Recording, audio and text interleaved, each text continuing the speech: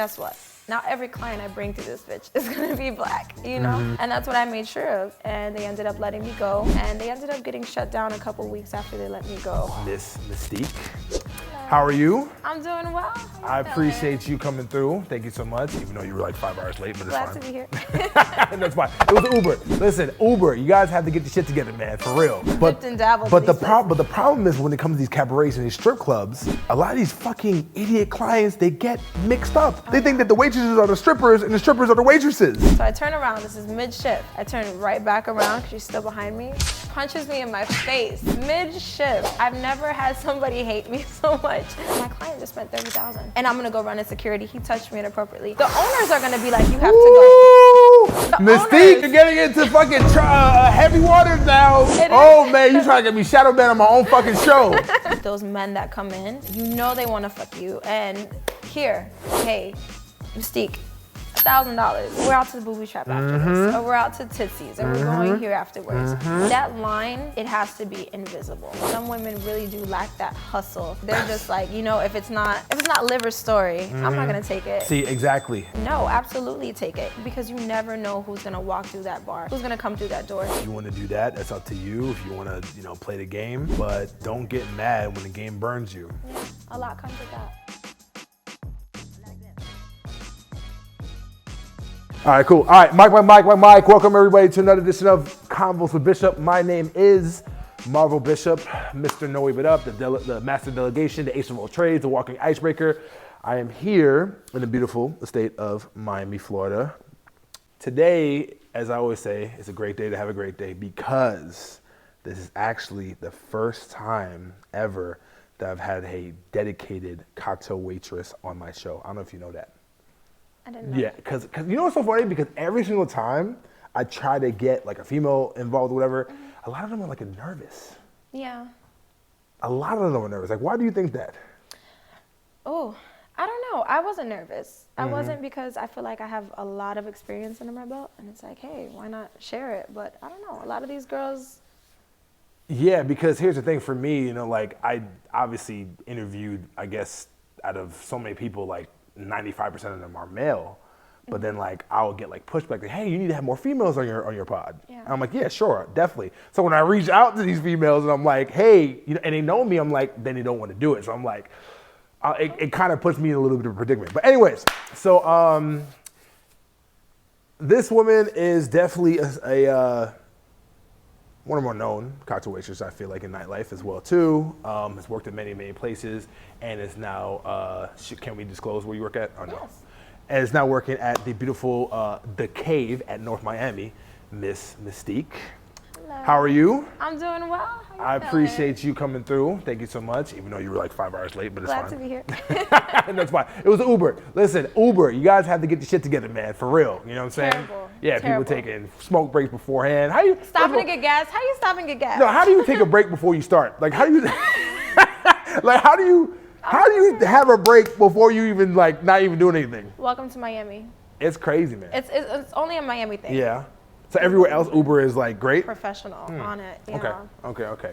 So, appreciate you coming through. Thank you very much. So, this is kind of a really interesting conversation because I do want to get in depth as far as, you know, definitely your background and, like, you know, how you transitioned here in Miami, because you're originally from Chicago. Yes. Not the Wild Hunters, but from Chicago.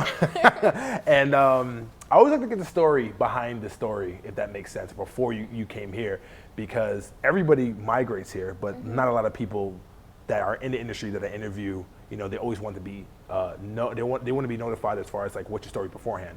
Okay. So if you can get started, and then we'll go ahead. When I was 19, I decided I wanted to go to bartending school. You know, they let you go and get certified before you turn 21. So I went, paid the $400, and I found this bar that I can work at underage. And, you know, this is in Chicago, hole in the wall, perfect, you know. I made that $400 in my first night. And I was like, oh shit, like this is what I'm gonna do. When you made that $400 for the first time, how did that make you feel? I didn't even have like $400 to my name, you know, like I was a kid, you know, and I wasn't living with my mom, you know, I was kind of staying with my sister, kind of on and off. I've been on my own since I was 15. Oh, wow. So this was just like something I seen, and I was like, I can do this, you know? But when I made that first $400, I was like, whoo, like, you know, I'm over there going to the ATM, and Of I'm course. like, yo, it's crazy to think about now. But then I used to go out with my cousin to the clubs when I was underage. You know, we all do, you know, I think. But so I knew a bunch of promoters in Chicago. So one day a promoter reached out, hey, Mystique, you free tonight? Come do bottle service. And it was one of the top clubs. Mind you, they didn't know I was underage. Hell yeah, I'm free. I went, I did bottle service. It was the worst night of my life. The girls were so mean. What happened? Why was that the worst night of your life? I cried. Like, I just cried. The girls were just so mean and like, why is she here? We don't need another girl. Like, they were very intimidated. Very intimidated, you know? very scared, I guess, because they're worried about you taking their job maybe, or. But I didn't think that way. I was like, they did. And I didn't know that until, you know, further experience. But the managers loved me. They wanted me back. You know, I was easy to get along with clients. I was excited to be there. I was ready to learn. I was like a sponge, you know, I just wanted to learn. I wanted to, you know, see what everybody was doing, how I can do it. And then, so then at that point, I was working at that bar and then just gaining my clients. And years after that, I worked in a couple of different spots and I became very well known in Chicago. I ended up getting this opportunity with my ex to have our own bar. So we did open up.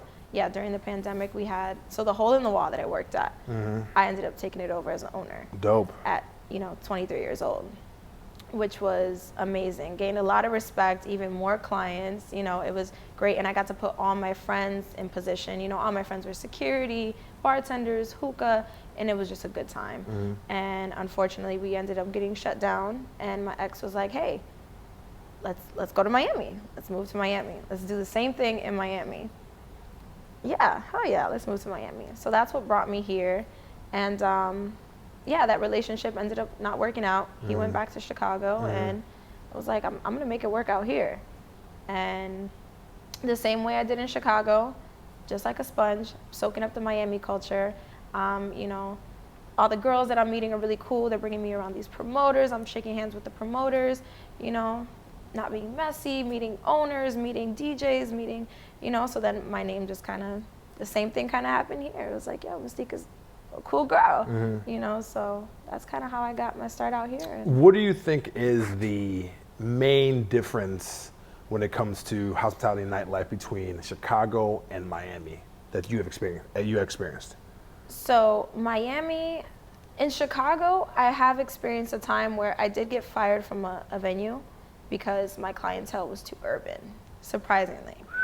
Wow. Yes. In Chicago? Yes. Okay. So this is when I first started off and I was gaining my clientele, and I had some Nigerian doctors were in town. Doctors, lawyers, you know.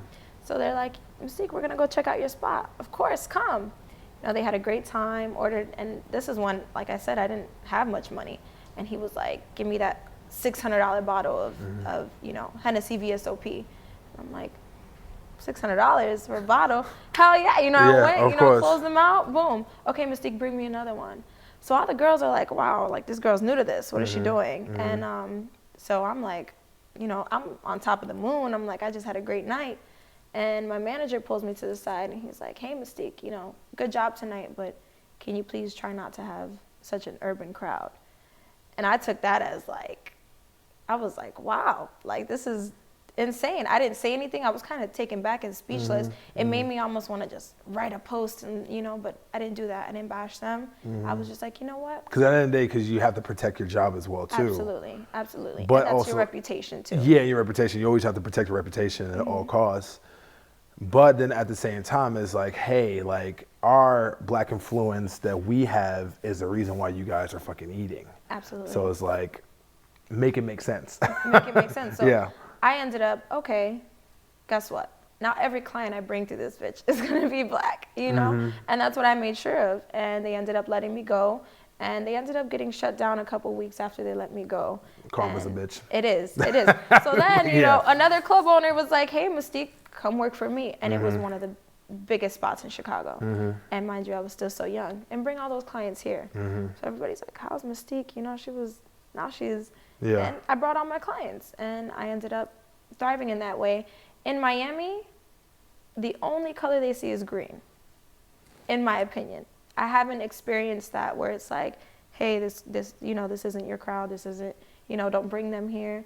No, Miami is very much about their money and on your way. It's funny you say that because I would think, I guess, so I have like a really, really like crazy take when it comes to that. Okay. So I came here in 2009, right, from New York, right?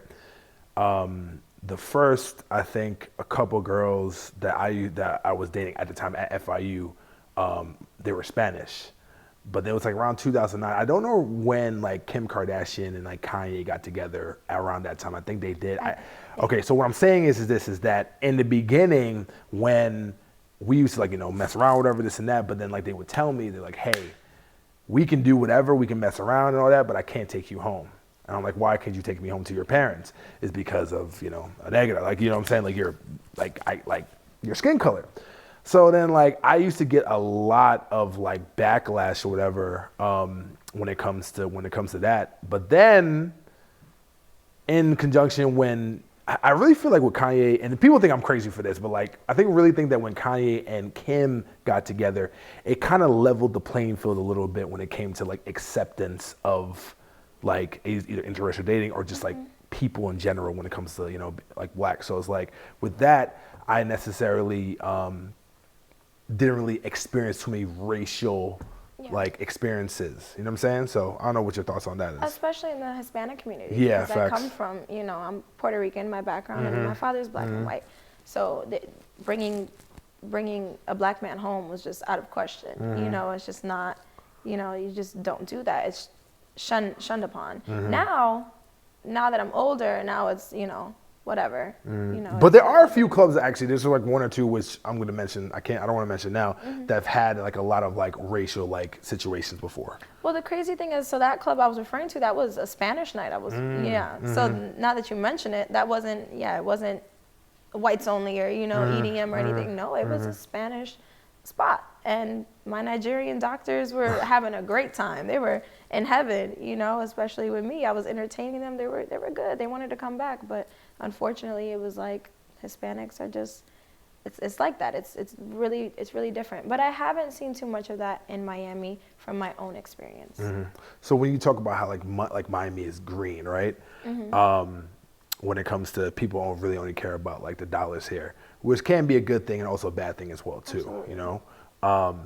So there is a lot of opportunity here in Miami when it comes to nightlife and hospitality, but at times, depending on where you work or wherever you work or whatever, like, the opportunity to make money or to make enough money, sometimes it's there, sometimes it's not. Absolutely. So I know, especially for you, like, you've had so much experience like in this industry, like around, I would say this, when you first come to Miami, right? Like, what would be like the first steps when it comes to getting into the industry, as far as like either being a cocktail waitress or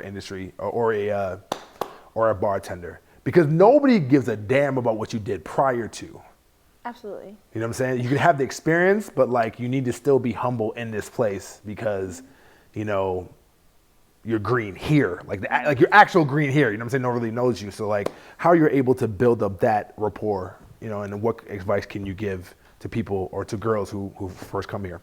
So fortunately, my own experience, as soon as I moved out here, I was like, okay, I have enough money saved up. I'm going to hang out for a couple months before I start. Nope. 3 days into me moving here, my homegirl was like, hey, Mystique, they need a bartender. They're just opening up. It was the Smoking Pie, the grand opening. Oh, Smoking Pie. Okay, nice. So they're just opening up. They need a bartender. You want to do it? My friend's from New York. Absolutely. Okay, cool. I'll do it. Boom, opened up a door for me. And I think girls that are just starting off, I would say go out, shake hands with these promoters. The promoters are like the bread and butter of all of these venues. They can be the gatekeepers when it comes to these places. Absolutely, Yeah. And the girls and everything, they're in control. Yes, this girl, they just need to put a bug in the manager's ear. This girl can bring you clients. I've seen this girl, she's cool with all my clients, great to have around, no drama. Boom, you're in the door. And just don't be messy, don't be overly drunk, don't overconsume.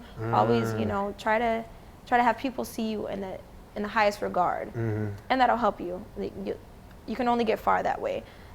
And I've had times where I've just been around and I've gone out and, you know, just being around or like on a boat with these owners or managers or promoters, and they're like, hey, oh my gosh, this girl, you know, we had to fire this girl last night. She got too drunk. Damn, we're short of bartenders. Turnover is crazy in this city. Absolutely. Everybody absolutely. be getting fired. Everybody be getting let go. Yes. You know, so it's like, you know, your opportunity is going to happen. You just got to be patient. Yeah. So then, you know, they were like, hey, we fired this. Damn, we're short of bartender. Hey, I bartend. Oh yeah. Can you come tonight? I'll be there. And that's how I got the job at Vendome. And so here's the thing. And I think this is very, very, very, very important to highlight this. You are a type of woman that you seize the opportunity that you get.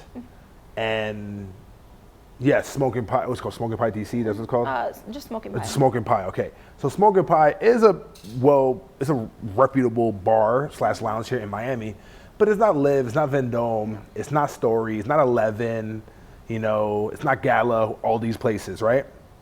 But I do think that a lot of people in the industry, as soon as they get here, because of the experience they had, they think that they can just go right to the top. No. And you can't.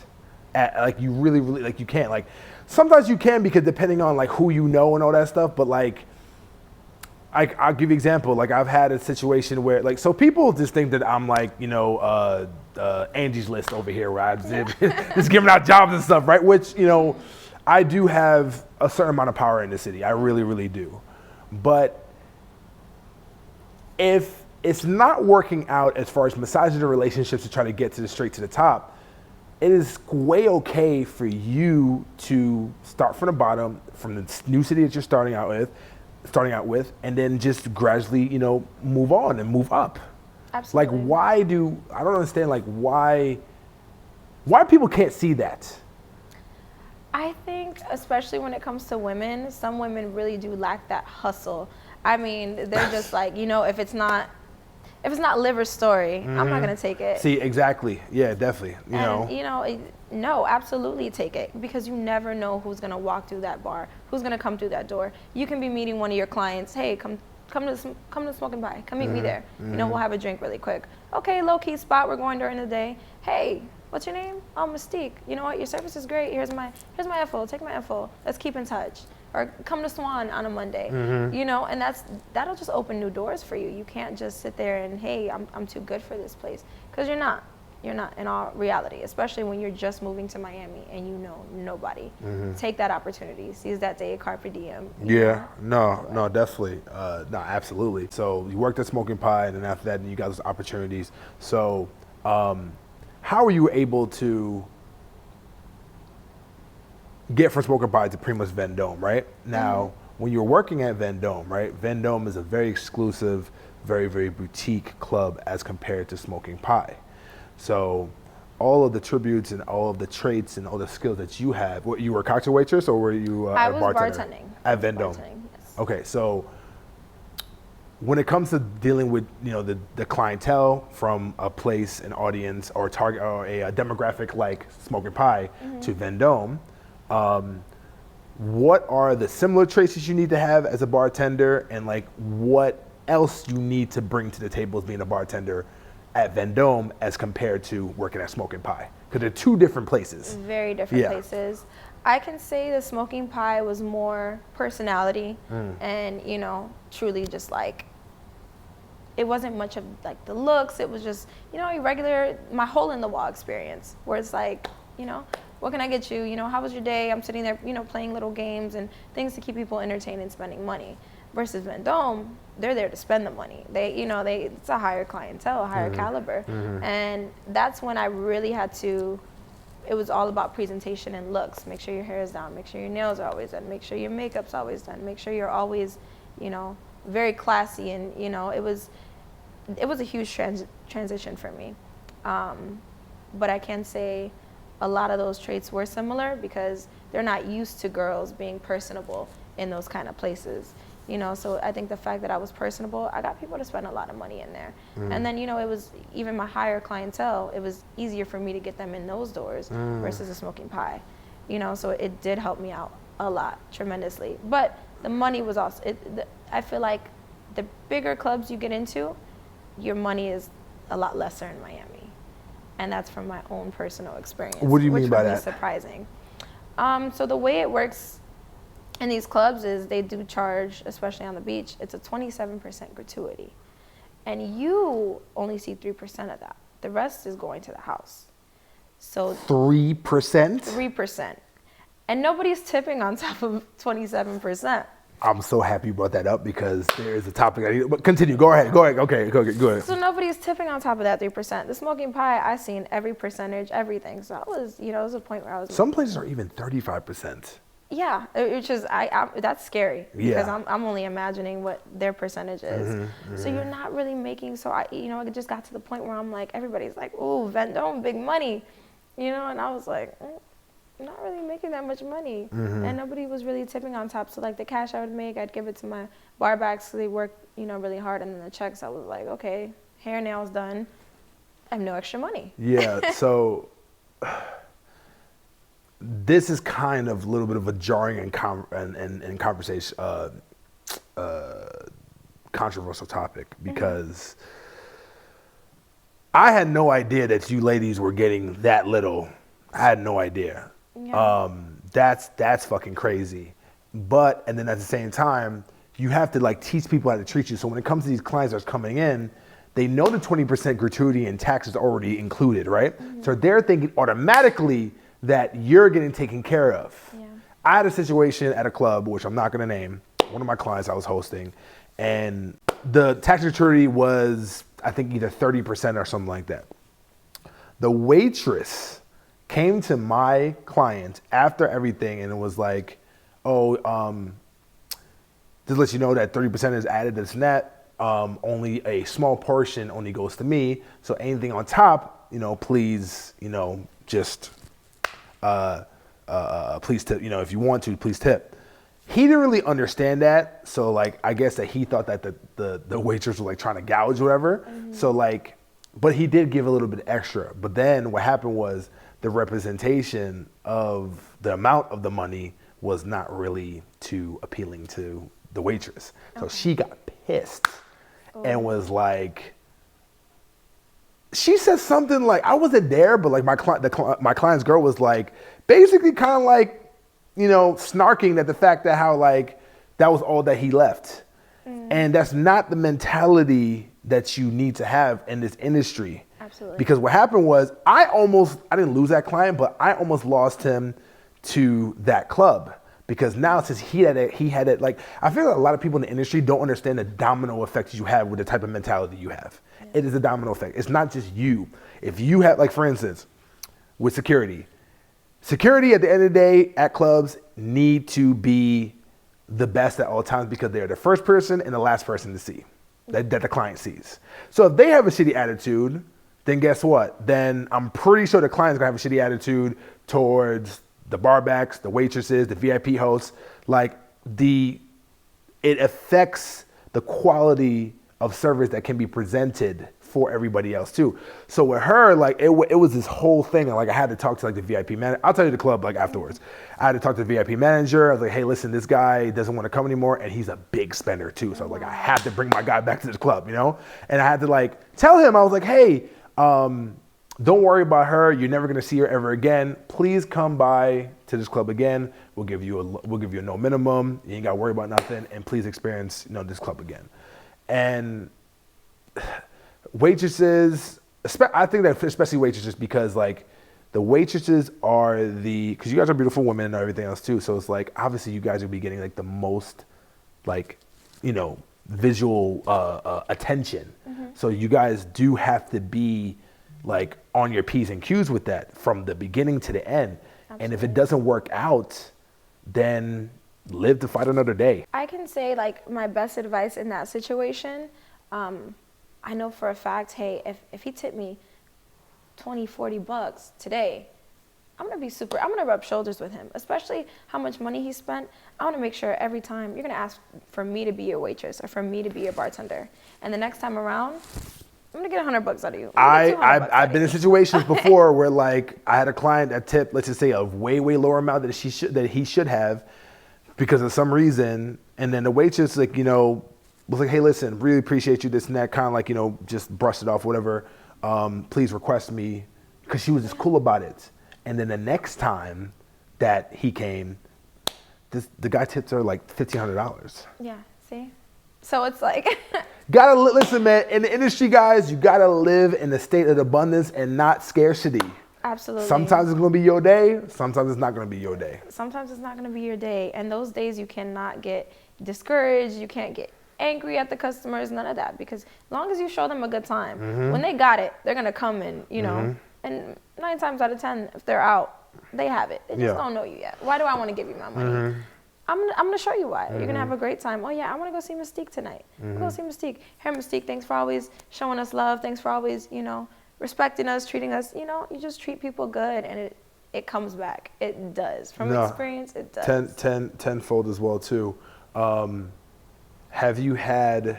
Okay, so I know you said that in Chicago, when you were, you know, getting your reps up, that you had a lot of women that you were working with that were kind of like haters or whatever, right? Have you also experienced that here in Miami? Yes. I think everywhere you go. I got a crazy story that. Please do. Yeah, here we go. Here we go. There we go. This is what the fuck I'm talking about. Please. This is why we're here. I'm ready to tell it. Okay, so I was working at this bar, and you know, these girls were just being mean girls to another bartender. And I noticed it. The other bartender ended up, you know, she was crying, face all red. The other girls were laughing. And I don't like the bullying. I've never been a bully. I'm not about it. We're all beautiful women. We can all succeed in this industry. So I was like, you know what? I'm not talking to any of these girls anymore. So I would come into work, and I was just, I'm here to do my job. I'm going to talk to all my clients. You guys are going to watch me make money. And I'm going to just do my job and go home, as you should. So one of the girls was just really frustrated that I would not speak to her. She was, you know, thought of herself up there. This girl's not speaking to me. So she would come in every day, and it'd be an attitude. Everything I did, if I was 5 minutes late, you know, my time. If I'm 5 minutes late, just texting the manager. She's not here. She's not here. Check the cameras. I'm walking in. Just every day was an issue, so I would just go in, put my AirPods on. Oh, she being messy. Oh man, she being chatty patty. It was terrible. So one day I have these clients come in, and they leave and come back. I go to the restroom. They come back. Oh, Mystique, she gave us our shots, but we're going to close out with her. We want to open up a tab with you. Mind you, me and the girl are splitting tips, so it doesn't matter. You know, it's all the same money.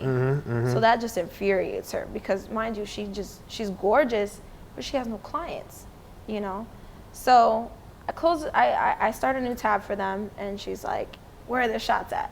I'm like, oh, you know, they said they're going to close out with you and start a new tab with me. Oh my gosh, Mystique, you're so yo. Wait, what? No, it gets crazier. Okay. So I look at her and I'm like, yo, you're just so miserable, and I just start laughing. So I turn around. This is mid shift. I turn right back around because she's still behind me. She punches me in my face, mid shift. I've never had somebody hate me so much that they wanted to get physical. And you experience that here. Girls will literally hate you because they're just not you, or because of what you do, or how people gravitate towards you, and they don't do it towards them. And they can't figure out why. And mind you, I'm not the most beautiful girl. There's girls 10 times more beautiful than me. But it's that art of seduction, you know, because that's one of my favorite books. But it's that power you have over people that you meet that some of these women, they just were not born with. And they just can't wrap their minds around it. And also too, because of their beauty, well, they think that they can just trump everybody else too because of their beauty and not do the work. And that it does not work like that. Because there's plenty of beautiful women out here at the end of the day. It's all about not even just relationships, but also just work as well too in the industry. Like, yo, like Absolutely. Any of these clubs can really just grab a beautiful girl, a 10, just like that. They're all over the place. But what else, what other value that you can also bring? The intangibles. Like, are you a good person? Do you have a great mentality? Like, are you nice? Yeah. Are you a nice person? It's just that simple. It's literally facts. that simple. And these people, I'm telling you, your clients, you will not have any clients if you can't show these people a good time. Of course, you can kind of feel it too, by the way. You can feel it that they have like a shitty ass attitude. Yeah, so it's like, I know, they'll throw the napkin down. You know, I'm the baddest bitch, whatever. Let's go, spend your money. And these guys, yeah, at first it's like, yeah, because ultimately you're the eye candy. You know, the guys that come in, they either want to vent to you or they want, they want to fuck you. In all actuality, that's just the way of the world. It's just like that. Yeah. So when you show them a great time and you show them you're personable and it's like, yo, you know what? We're gonna go out. We're gonna go see Mystique. Let's go see Mystique. You know, bring their homeboys. Yo, this is Mystique. You know, and they have a good time. And it's not just, damn, he wants to fuck me, so he's gonna come spend his money. It just doesn't work that way. You can be the most beautiful girl out here, but if you don't have that, if you just don't got it, you just don't got it. You know. So you talk about one of my favorite books from Robert Greene, Yes. The Art of Seduction. Great book. All right, so I want to get into this because I think this is actually very, very valuable. Kind of taboo a little bit, but you know what? At the end of the day, women got to do what they got to do as far as attracting the type of clients, whatever, to, to maximize their monetization. It's what it is. The Art of Seduction. When you read that book, right? When did you read that book? Oh, this was probably 6 months ago. Oh wow. Okay, It's you fairly new, but I realized I possess naturally those traits. I'm just recommending it to any new waitress. You are what they call, in my opinion, my perspective, a siren. Yes. See, I'm good. See that? For those of you guys don't know, when it comes to art seduction, a siren is just literally a person, more so a woman, that just naturally attracts people to them and just attracts just certain things, certain aspects, and certain rewards to them. We're not really doing anything because of what they actually innately, uphold. So how did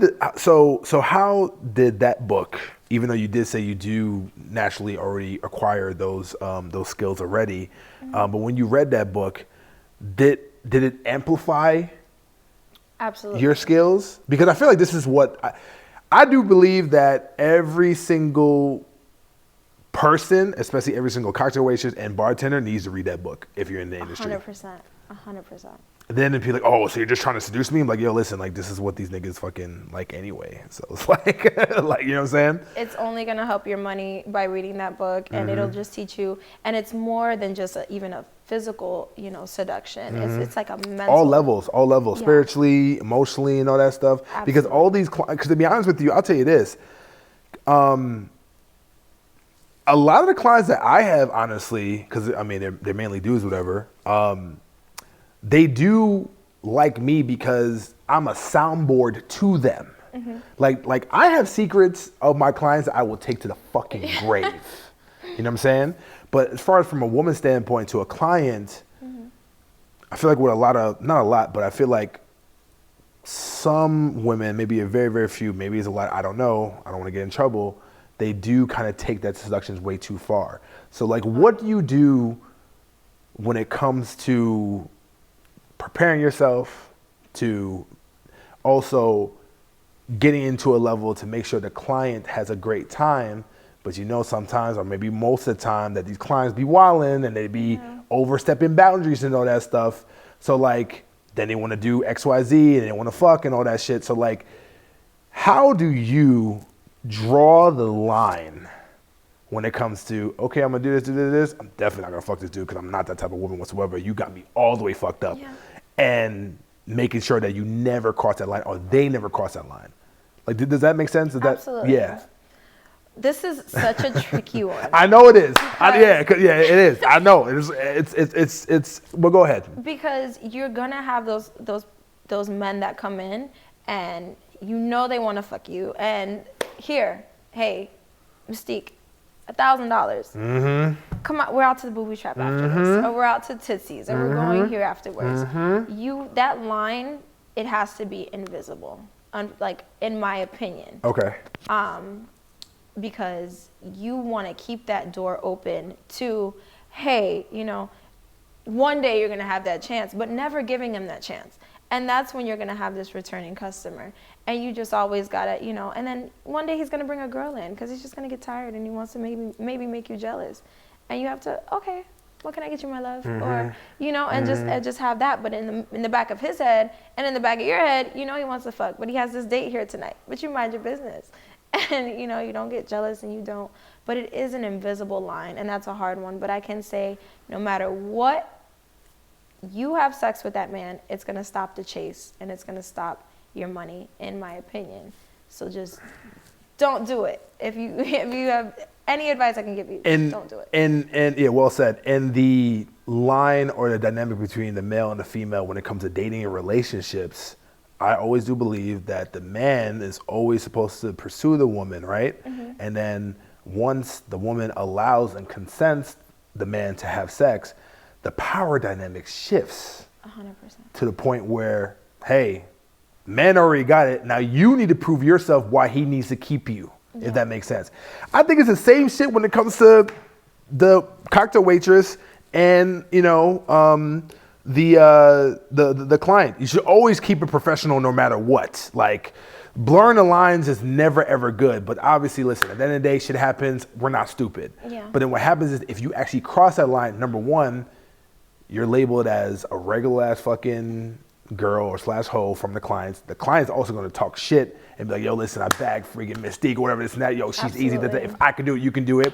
You lose your reputation. Yeah, you lose your value. And you lose your value to the point where, you know, first of all, I already got you, so why do I need to even like give you more money when it comes to me coming to you? And also too, like people don't really talk about this. Another thing too is that why do I need to go to you for you to be my cocktail waitress because I already conquered you? I can go to somebody else. And you lose the client altogether. Altogether. And then you lose everything. You lose your rep. And then they look at you like, oh yeah, she's fucking him too. Yeah, and then also too, for the good girls and the girls that actually are very, very professional and don't do that, you're smutting their name as well too. Absolutely, and that's what makes the good girls get disrespected. And there is a lot of that in Miami that I've experienced. I know Chicago is a little more like, security doesn't play about that, nothing. But Miami. Let's talk about that. I think that's something that we need to get into real quick. Please. In Miami, let's say, you know, I mean, if you have, this is why I shifted from cocktail waitressing to bartending. If you have a client that's spending $15,000 or $20,000 or $30,000, who's to say he can't, you know, grab your ass while he's, you know, you can't sit there and, you know, my client just spent $30,000. And I'm gonna go run in security. He touched me inappropriately. The owners are gonna be like, you have to go. The Mystique, owners, you're getting into fucking heavy waters now. Man, you trying to get me shadow banned on my own fucking show. Yeah, who's to say? The owners are gonna be, what do you mean? This man just spent this money. Oh, Lord. Grab that. This is tough because you will not have a job. You will not have a job. And it's the name of the game, man. It's like it really is. Like, it's heavy, but it comes with it. We're not advocating, for God's sake, we're not advocating sexual harassment. We're not doing that whatsoever. But people know the game, man. It's common sense. This is like if people know the game. Like, you know where it's like, okay, cool, whatever, because it's this is not something where like it's out in the street. Like, this is a dynamic where people are drunk, people are having a good time, whatever. You're also having a good time too, because you're also catering to this client as well too. Like, you know, it's some shit just needs to be let go for the betterment of the whole, and honestly, for the betterment for the whole entire club and the venue. But I really do believe that when people listening, they'll think that we're fucking crazy. But I do believe that only industry people understand. Absolutely. Absolutely. It's not for the weak-minded. If you're triggered by, you know, anything like that, which is totally understandable, that's why I shifted personally from cocktail waitressing to bartending. Yeah. Because that bar. You're protected on another level. So how about this then? So what is inbounds for you versus out of bounds and disrespectful in that realm? Where's the line? And it's not invisible. It's there. The line is there. The line is there. So yes. I'll tell you a story from experience. Okay, go ahead. When I first started waitressing in Chicago, like I said, the girls hated me, outcasted me. Mm-hmm. So, you know, one day the club is packed. I have an order of 2 bottles. The girls are on the wall. Nobody wants to help me. No, you got it. You got it. It's like my second day. Jesus Christ. So I'm going through the club and I got the bottles in my hand and I'm like trying to, you know, shift through clients. And I didn't have security following me. They don't really do that in Chicago. You're like kind of doing it yourself. And this was years ago. So I'm going through the club and I'm like trying to shift somebody sucks on my neck while I'm going through the club. Mind you, it's packed. I can't even turn around. No, you have no time and because you're already presenting, and you like, and nobody. How many situations you had that before where like you have like people or guy like smack your ass during like the parade and shit like that? Does that happen a lot? It does. I've always wondered that. It does. It does. These people like, but you are an entertainer. That's like, when these entertainers are performing and somebody falls off. I mean, now it's a little different, but somebody passes out. EMTs come. That performer is still putting on that. Yeah. Nah. I listen. I mean, I'm an independent host. Like I have my own company, but like I have great relationships with all these clubs and like all these women as well too. And like I remember one time. I'm sorry. Did you finish the story?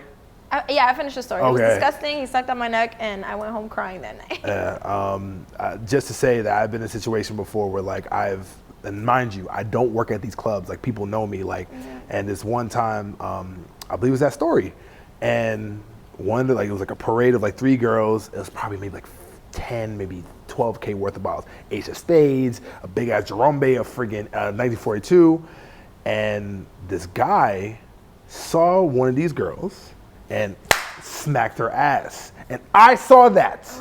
And I went fucking ballistic. Okay. See, there's a difference. Yeah. It's like, and had to get him up out of there. Wow. Of course, absolutely. Yeah. But I love that. But, typically with these owners and these other venues, especially if you're working, because I also worked at so when you're working at these places and these guys are spending these top dollars, those little ass smacks become a little less, how do I say, reactive. Like these owners aren't going to really react to that. Oh, no big deal. He's spending all that money.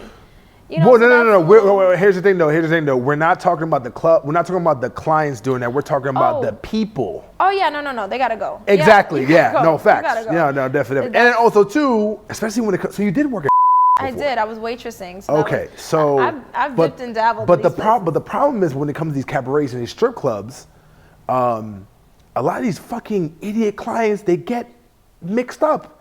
They think that the waitresses are the strippers and the strippers are the waitresses. Okay, so we're definitely gonna have to bleep out this name. That's fine.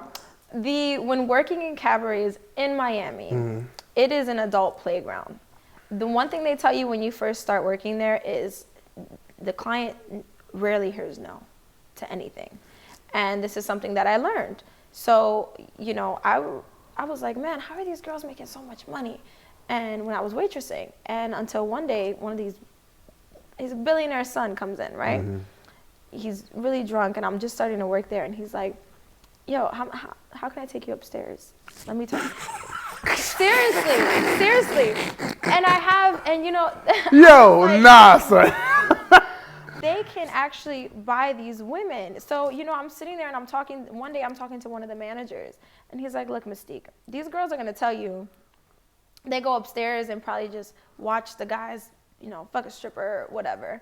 It's not the case. Or they just, show a titty or something. It's like, be real. It's like, so if you want to make real money, you let me know, and I'll have, I have the clientele for you to make that money. But just know it's not going to just be you just flashing them or you just sitting there drinking champagne upstairs with them. Yeah. A lot more happens. Facts. So I'm like, yo, and this is when I first moved to Miami. So I'm like, is this how it works here? Because it's not what I do. That's not what I'm about. I don't shun anybody. You do what you got to do and you make your money doing so. I've just never had to go through that extent to make mine. So I'm not going to start now. Yeah.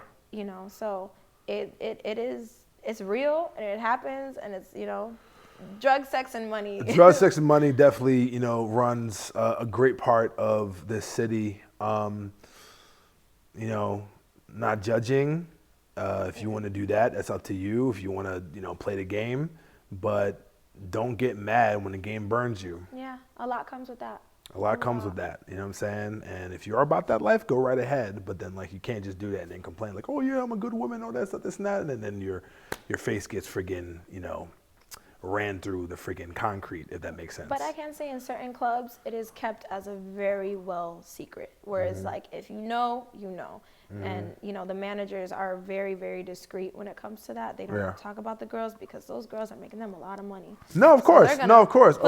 These are girls that I'm sure you see on Instagram or you see, and these are trophy caliber women. Everybody wants them. I know some of these women. Yeah, and this is that. Like, yeah. And this is that well-known secret that not everybody knows and nobody talks about. You kind of you let them be, and you know, a lot of people in Miami, for the most part, do mind their business when it management and you know, like you said, you have secrets that you're gonna take to the grave with your clients.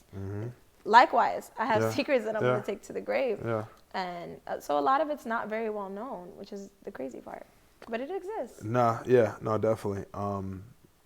So I know this kind of maybe plays upon it. This is a really good segue when it comes to this. We were talking about before we started the shelf life when it comes to cocktail waitresses and bartenders as well too. Now,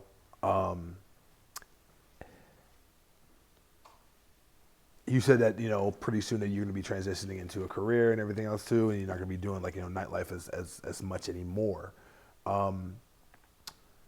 Is there a shelf life for waitresses in the industry?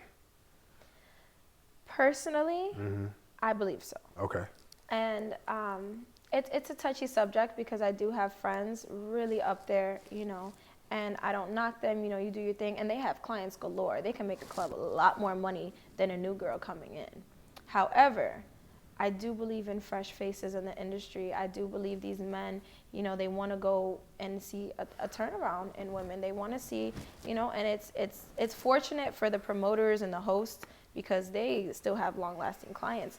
But to help them out too, they need new girls. They need fresh faces. They need, especially if these girls, you know, like we were talking about, if they've been kind of ran through already, then it's like, yeah, we want to make some new, but it's such a touchy subject because these, you know, we gain relationships with these promoters and these hosts and these owners and these DJs. So it's like, yeah, that's my girl. She's the bartender. She's that. But it also has to be a turnaround. And I think that cutoff, you know, but it's hard because I know 35-year-old women that look like they're 21, 22. I know. They look good. I know. I don't think she works there anymore, but there was a girl that was working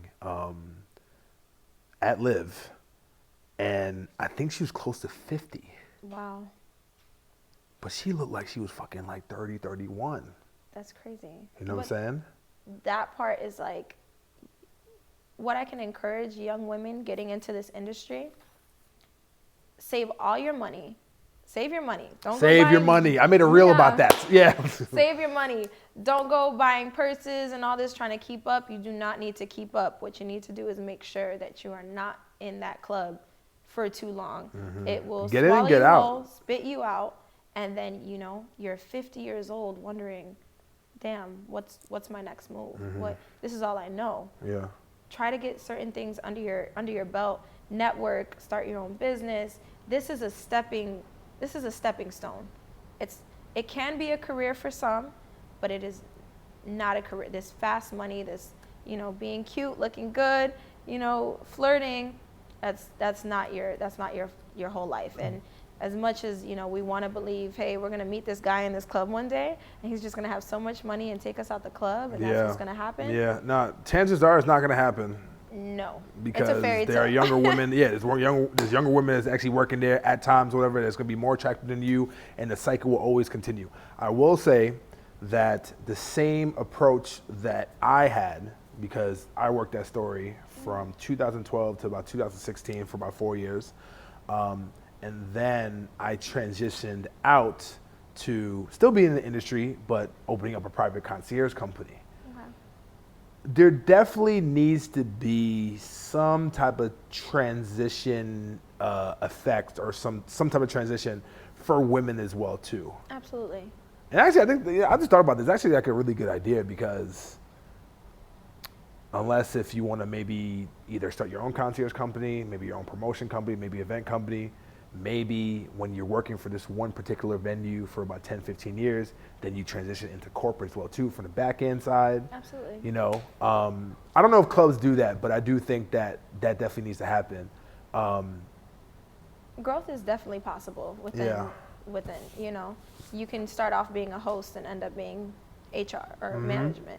You know, I've seen it, especially in, you know, the cabaret I was telling you about. There's so much growth available, like, you know, that they offer for you there. But I know another topic that I didn't want to discuss was dating in the nightlife. Oh yeah, please, let's wrap it up. Yeah, let's go. Yo, we got like another 15 minutes. So, would you ever date somebody in the industry again? Oh. I know I dropped that bomb on you. I'm sorry. This is what I do. I would, because I don't learn lessons, you know, when it comes to dating. At least she's honest, people. I like who I like. Yeah. You know, and if I like somebody, then yeah, some lessons. But personally, I would say for men, that bartender or that waitress, she belongs to the club. And that was when I first started in the industry. Lord have mercy. Okay. Woo! All right, let me stand up for this. I'm sorry. Yeah. One of my customers did tell me, he's like, you know what, Mystique? I used to date this bartender, and my motto was, this girl belongs to the bar. That bartender belongs to the bar. And I was like, what are you talking about? I'm a good woman. I can be a good woman for any man. You know, and it worked when I was dating, you know, my last relationship. But I found when I moved to Miami, oh my goodness, the things that get thrown at these women, they're meeting these celebrities, you're meeting NFL players, it's crazy, yeah. You're meeting writers, directors, movie stars, you're meeting all these different people. Chances are your woman isn't saying no to 75% of that. Here's my Instagram. Here's a form of contact. These men, your woman is, and it's unfortunate, I'm not saying sex-wise, but that woman is going to be available to these men because that's her clients. That's who's paying these bills. That's who, you know, is coming to see her.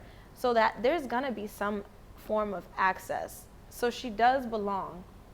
I don't want to say to the streets. Belong to the bar. She belongs to the bar. No, that's a really interesting perspective, because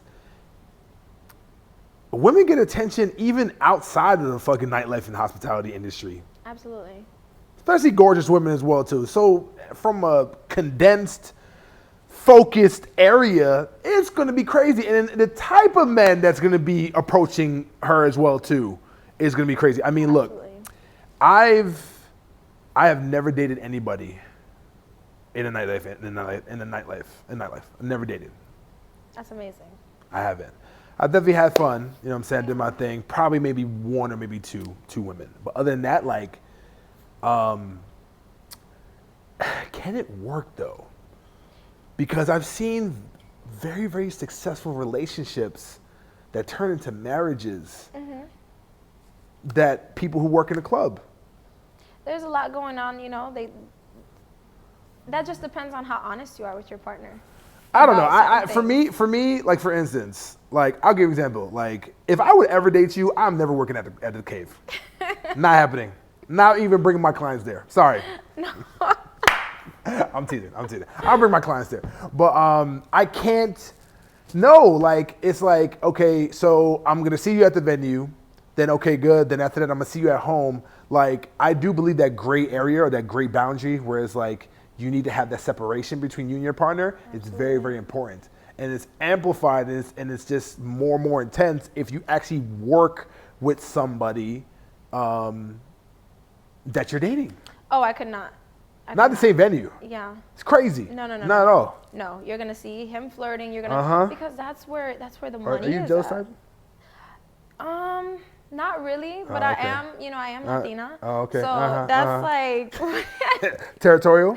Yeah, I'm territorial. Okay. I'm territorial. What's your sign? But I'm a Cancer. Oh, I'm a lover. Oh Lord. I'm a lover. Cancers. But we're like cancers are cancers, Jaden. Remember that. Cancers are actual cancers. Jesus, hard on the outside, soft in the middle. Absolutely, we can be. Yeah, we are the worst. But continue. I'm sorry. I've also dated men that they didn't understand the respect. You know, like me and my ex, how we had the bar. Mm-hmm. There's a respect dynamic, and you know, when alcohol is involved, alcohol has that little bit of don't give a fuck in it. And I think, you know, like there's been times I've been literally watching him probably like touch a girl and they're flirting in my face, and I'm like, yo. And facts. Yeah. When you, especially if you go into that ownership aspect, you can't be reactive as a woman. You can't sit there and cause this drama or have anybody. That's something you have to deal with in your home space. Yeah. Because when people are in your business, it's, you know, terrible. It's just not a good look. I don't know what I would do if I would go to a venue of my girl, right? And I know this is a place of professionalism. This is, or mostly, a place of business, I should say. She's getting her money. She's doing her thing, this and that. Obviously, I do understand the level of flirting that she needs to have with the client. So, like, that's not my problem. Yeah. I have this fear of, like, if I were to ever date somebody in the industry and I go to her venue and, like, a client, like, either smacks her ass or, like, some type of level of disrespect and I'm there. What the fuck does a man do? What do you do? Because guess what? If you don't do anything, you a bitch ass nigga, and I'm gonna hear from you, be like, yo, Marvel, like, how dare you, this and that. But at the same time, if I do something, I'm jeopardizing your business, your clientele, and also I'm jeopardizing us as well too. I may go to jail, so it's like, whoo, I don't know. Like, I'll give you an example. Here's another thing. Like, what's harder? Like, probably dating a bartender is probably gonna be a lot better than actually dating a cocktail waitress because of the interactions, or maybe like a club dancer as well too. You know what I'm saying? It's all about isolation at the end of the day. Absolutely. How close can they get to your girl? Yeah, but facts. I think my best advice is just don't. If you are dating her, just don't go see her at work. Don't do it to yourself. Don't do it to yourself. I'm telling you what you're signing up for. And also too, don't tell me shit about your job. I don't want to hear it. No, you can't. Just, yo, whatever happens between that 5 to 6 hours, yo, queen, that's on you, okay? Yeah. Unless it's somebody disrespects you, something like that, whatever, then I got to pop off, I got to protect you. Cool. Other than that, I don't want to hear about it. Yeah. And that girl, that woman is going to have there's going to be some access point for that client to her. Of course. Whether it be Instagram, whether it be any of that. So if you walk in and you see me handing a customer my phone for the Instagram, or I'm putting my Instagram in, you're going to be like, yo. For the right man, would you give up nightlife? Absolutely. Smart woman. 100%. 100%. I believe in life after nightlife. Okay. That's why I'm transitioning into, I want to be a wife and a mother one day. I believe I am, a wife and a mother. And that's, I'm not too much outside. I'm not too much inside. And I have a lot of respect, out here just because I've held myself to that caliber. But absolutely, in a heartbeat. Okay. For the right man. I'm going to miss it. It's, it's one of the most fun jobs. I don't take away from that. You're going to have your fun. You're going to drink. You're going to meet these crazy people that, you're probably not going to be friends with in 5 to 10 years because they're still going to be doing the same thing and you're going to be like a mom or, whatever. But it is definitely a lot of fun, but there's an end point. Any advice or any type of, like, just wrapping up right now, any type of advice or any type of, you know what, let's do this. 18-year-old or younger Mystique, what advice you would actually give her that would want to get into the industry? Oh, I would tell young Mystique, you are going to make a lot of money. You are going to meet a lot of people that you would never even thought of, You're going to, a lot of people I grew up listening to their music or watching them on TV. You're going to meet them in person, and they are going to love you, and they are going to gravitate towards you. Keep that same hustle and drive and ambition that you have to get out of your situation. Always keep that. Always be kind, no matter what happens. Be kind and absorb, be a sponge. Anything you see that, you want to learn from, and you want to, even though these women can be catty, gravitate towards them. See what they know and who they know. They're going to have you in rooms with all these different people, and you're going to be able to shake hands with them. And even though you don't have much, you're going to be able to, you're in that room. Once you're in that room, you're at that same level with them. So shake their hand, get to know these people, and keep that same drive and ambition, and be a sponge. Be a sponge and keep your character. Keep being the person you are, because it's going to get you really, really far. Well said. Well said. So I have this last thing that I have is called The Last Call. I don't know, have you ever heard about it? I hear it every day. But The Last Call? For alcohol. Great answer. Okay, so last call is I'm going to give you a few words, and I want the first thought that comes to your mind. All right? Mm-hmm. Okay. Chicago. Home. Miami. Fun.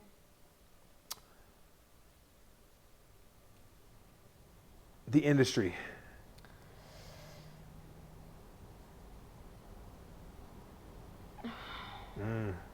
See, yeah, you was flying through that. You gotta think of that good word, good word to sum it all up. Yeah, go ahead now. We got time. We can wait. It's all good. Take your time. Jungle. Wow. Yeah, it's a fucking jungle. It really is. It really is. No, that was a good one. Your first job in the industry, like your first job. Love. Okay, let's get a couple more. Dating in the industry. Run. Run. That's crazy.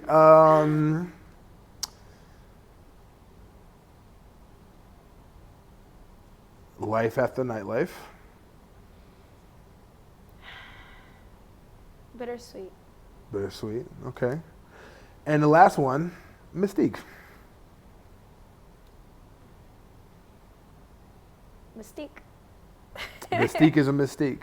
Mystique is a mystique. I don't know how she does it. Yeah, but she gets it popping. No, definitely. She gets it popping. She's dope. Well, Miss Mystique, I appreciate you. Thank you for coming. This was good. This was actually really good. I'm actually happy with this. Great intel and great insight in the industry as well too. And I'll come to the cave to see you. Come to the cave? Yeah, I'll come to the cave to see you. Come have a drink. Come, see I'm it down. live and in person how I do what I do. Okay, cool. I'm not gonna ask you for your Instagram because I already have it. You know what I'm saying? Yeah, cool. I'm not gonna wild You guys out on my there. Instagram? Yeah, but besides that, please, shameless plugs. All of your Instagrams and your social medias, where to find you and everything else too. Please go ahead. And I am working on an ebook right now. Oh, what kind of ebook? Yes, it's gonna be called Bartender. Can I have another one? Tips and tricks on how to be a 6-figure bartender. Yep. Look at you. Very okay. insightful. There you go. Very insightful. Okay, So cool. I'm working on that. It should be coming soon. Yeah, we probably need to talk because I'm actually working on a few courses right now. Oh, nice. Mm-hmm. Look, can collaborate. Yeah, I'm done. No, definitely. Collab. Yeah. And you guys definitely come see me at the bar. Even women who want to learn some tips and tricks, because I can show you a lot better than I can tell you. Cool. And when Sounds you see good. it put in perspective. Yeah, maybe you should start a pod. Maybe I should. We got a lot to talk about. We got a lot to talk I about. appreciate you. Thank you, Marvel. Anytime. Till next time, guys.